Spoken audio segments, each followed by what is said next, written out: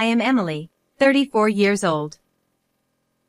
I live with my husband Thomas, who is the same age as me, and our second-grade son Luke. My husband is a gym instructor, and I support our family while doing housework and part-time work.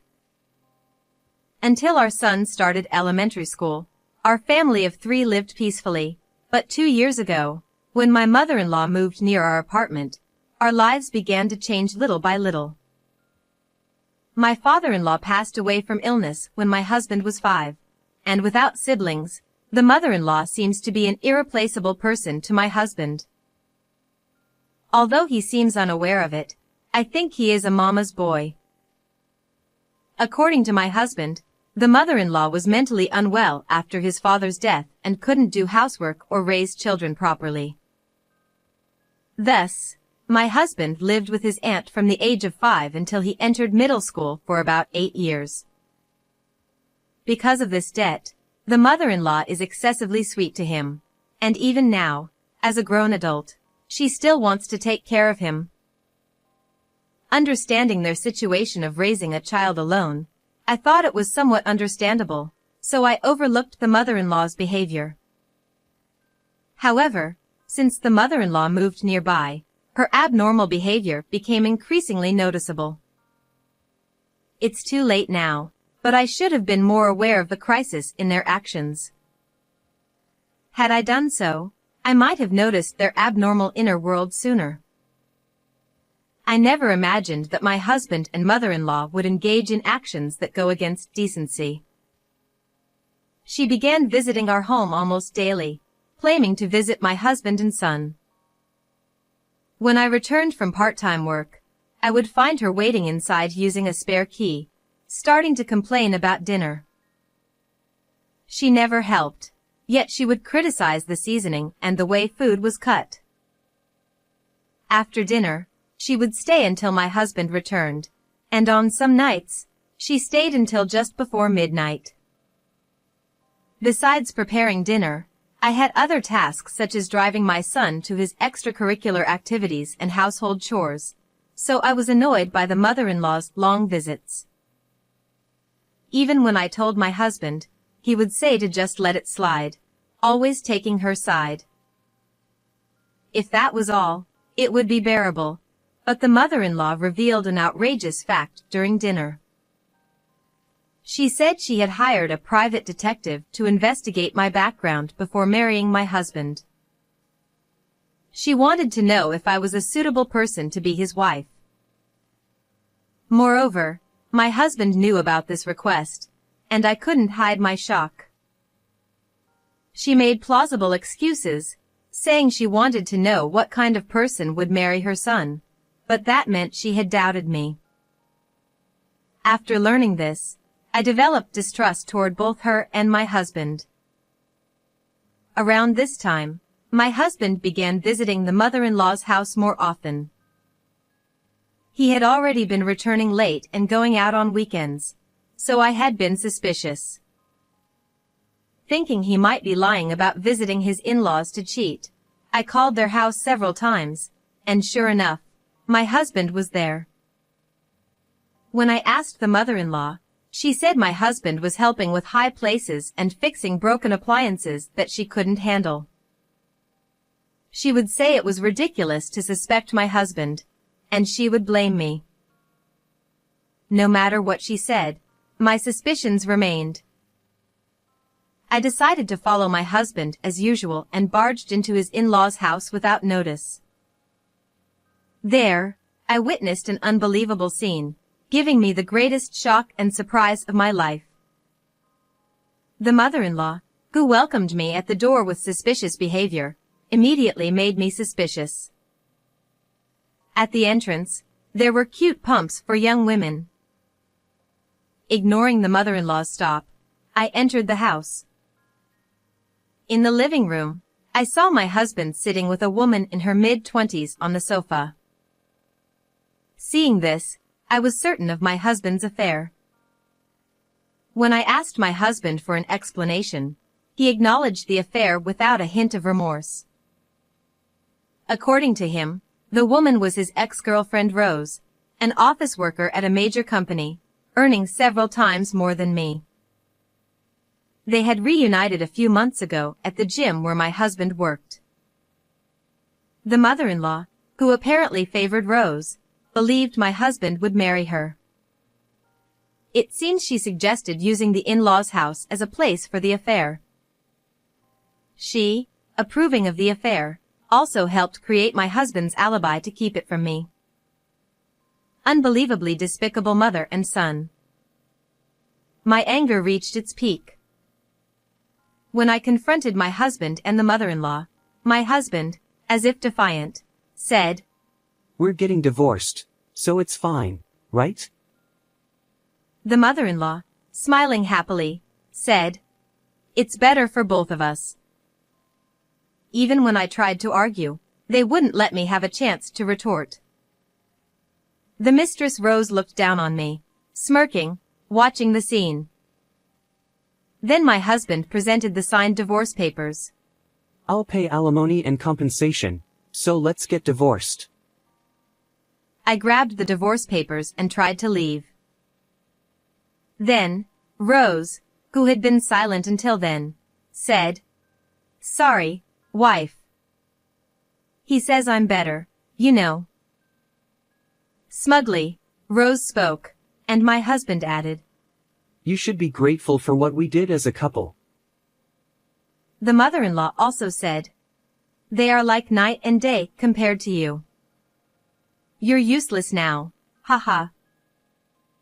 I restrained my urge to cry and, with a desperate voice, shouted, "I'm relieved to be free from scum like you.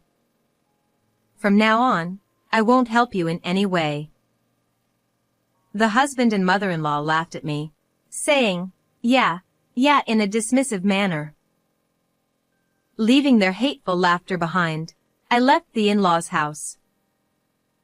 Then, my husband and I divorced, and of course, I got custody. Although we moved out of my ex-husband's apartment, I rented an apartment near the school so that I wouldn't have to transfer my son. Apologizing to my son for the sudden divorce, he comforted me, saying, "I'm here for you, Mom." Seeing my son trying to act strong to hide his shock, I firmly decided that I would never forgive my ex-husband and his family for making my son suffer like this. A month later, I heard from an acquaintance that my ex-husband and Rose were getting married, and my anger rekindled at their quick remarriage without considering our son. I decided to take revenge on them. No matter what the world thinks, I will not forgive them. Now, it's time for punishment. On the day of the ex-husband and Rose's wedding, I visited the wedding venue. Checking the guests, there were, as expected, many colleagues and bosses from both ex-husbands and Rose's workplaces, including my former mother-in-law. I couldn't enter the venue as I wasn't invited. So, I found the wedding planner, pretended to be Rose's friend, and entrusted him with something. After completing my errand, I left the venue immediately. The next day, I called my ex-husband. I knew he shouldn't have answered, but I had to see if he was shocked. He answered the phone, completely dispirited, his voice lifeless. In a weak, unfamiliar voice, he said, "Emily, what do you want?" I said, "I heard yesterday was your wedding. I thought I'd congratulate you, though a day late." Trying to stifle a laugh, I said to him. After a while of silence, he replied, "I broke off the engagement with Rose," in a trembling voice, and began to recount what happened yesterday. After friends and colleagues finished their performances, an unexpected video letter from Rose's friend was played. It seems Rose had heard from the planner beforehand but allowed it without suspicion. The video letter was simple, with a dark screen and subtitles of the audio. However, the content of the video shocked everyone at the venue. The video letter recorded the revelation of my ex-husband, Rose, and the mother-in-law's affair conversation, which took place when I barged into their house. The mother-in-law's role in providing the affair location and their cruel and vicious remarks were exposed in front of everyone. Naturally, my ex-husband, Rose, and the mother-in-law were fiercely criticized by the guests. My ex-husband and Rose couldn't endure the criticism and broke off their engagement immediately. He couldn't bear the cold stares from his colleagues and bosses and resigned voluntarily. Rose's parents cut ties with her, and she lost her job, moving out of the luxury apartment to the countryside. It was self-inflicted, but she faced the bitter consequences. After my ex-husband finished talking, I mercilessly said, "Well, that's karma, right? By the way, just so you know, I'm the one who asked them to play that video letter, haha." Hearing this, my ex-husband, You don't mess with me. He started to yell, so I got annoyed and hung up the phone. A year later, my ex-husband and his mother rented a cheap apartment and started living together. They had planned to rely on Rose's financial support to live comfortably, but with the broken engagement, that dream was completely shattered. To pay for monthly child support and alimony, my ex-husband now works both as a truck driver and at temporary jobs. He often complains about how exhausting it is, as he spends long hours away from home. His mother tried supporting him by working part-time, but with her personality, she couldn't keep any job for long. She uses her meager pension for living expenses, but it hardly makes a difference, according to my ex-husband. Since our divorce, I've become a full-time employee, and every week, my ex-husband shamelessly asks for a reduction in child support or to borrow $1,000 because he's really struggling. But since they brought this upon themselves, I never gave in to his demands.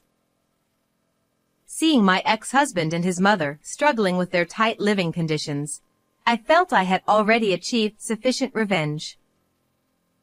However, I had no idea how truly dangerous his mother was. I never dreamed that his mother's reckless behavior would lead to a major incident. I noticed something was off with his mother's behavior on the day my son had a rare visit with my ex-husband. After the divorce, my ex-husband requested to see our son once a month, and reluctantly, I agreed. However, I did not allow visits with his mother, and this was stipulated in the mediation agreement, so I thought she understood this. After my son came back from meeting his father, I always asked him in detail about what they talked about. People might laugh at me for worrying too much about my son, but on this particular day, my son said something concerning. While he was meeting his father at a family restaurant, his grandmother kept calling his father's phone, begging to see her grandson, which my son found frightening due to her abnormal persistence. After hearing this, I immediately warned my ex-husband to keep his mother in check, but from that day on, her behavior became increasingly erratic. The worst part was that their apartment was very close to my son's route to school, so she started lying in wait for him on his way home. Sometimes she would appear in front of him, pretending it was a coincidence, and forcibly give him sweets. I got a compliance order through family court to prevent her from contacting my son, but her bizarre behavior didn't stop. As I started considering moving for my son's safety, an incident finally occurred. That day, as usual, I checked the GPS on my son's kid's phone from work to see if he had returned home. However, the phone seemed to be turned off as there was no response. Feeling suspicious, I left work early and hurriedly set out to find my son. An hour later, I found him, as expected, at my ex-husband and his mother's apartment. When I arrived at the apartment, my ex-husband, whom I had contacted in advance, came back a little later. I made him unlock the door, pushed past his startled mother, and found my son watching TV in the living room. Relieved he was safe, my relief was short-lived as I immediately confronted his mother. She admitted to forcibly taking my son home from school and turning off his kid's phone to prevent me from tracking him. His mother: "What's the big deal?" She nonchalantly explained that she went to see my son because she felt lonely with her son being away so often for work. Angered by her lack of remorse, I shouted, "What you did is kidnapping," and called the police right there. This alarmed her. "How could you do this? You've taken everything from us, and now you want to get me arrested too? You heartless person." She had the audacity to get angry at me. Reaching my limit with her self-pity, I said, "Isn't this just karma? And you're the heartless one here." Driven by anger, I continued. Seeing her frown in confusion, I decided to expose her hidden past to my ex-husband. "I heard this from your sister," I began. According to the sister who raised my ex-husband for 8 years, the story about his mother losing her mind after his father died was a lie to protect my ex-husband. In reality, she was a terrible woman. She had a habit of cheating since they first got married, even while her husband was hospitalized. After her husband passed away, she became completely reckless, indulging in affairs and neglecting housework and childcare. Seeing this, her sister decided to take in my ex-husband while keeping the truth hidden. By the time my ex-husband was in junior high, she had calmed down with her affairs, and they started living together again. Hearing the truth, my ex-husband was stunned into silence. His mother: "That's not true. This must be a made-up story." She desperately tried to explain. "You had a detective investigate me thoroughly before our marriage, yet you're the one with a shady past." I was shocked. I said with a laugh. My words seemed to hit her hard, as she collapsed on the spot, while my ex-husband looked down at her with disgust. Devastated by her beloved son's attitude, she began to sob and was taken away by the arriving police officers. Afterwards, she was arrested and received a suspended sentence, but my ex-husband completely abandoned her after learning the truth. She lost her home and her beloved son. She apparently went back to her hometown, relying on relatives, but due to her past misdeeds, she now lives with a very narrow sense of shame. I decided to move after this incident. My son also expressed a desire to avoid any involvement with his father's family, so I plan to petition the family court to refuse further visitation.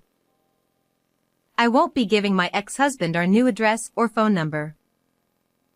From now on, I plan to cut off all ties and start a new life with my son. Although my ex-husband hesitated until the end, when I mentioned, should I file for an increase in child support, he finally agreed. I managed to find a new job at our new location, but I realized the need to gain some qualifications for future security. I plan to make time to study for certifications. Though my son had to change schools because of the move, I'm confident I can do well anywhere, so I'm fine. He showed a positive attitude. Following his lead, I also intend to live positively. How did you like today's story? Please don't forget to subscribe to my channel. See you in the next video.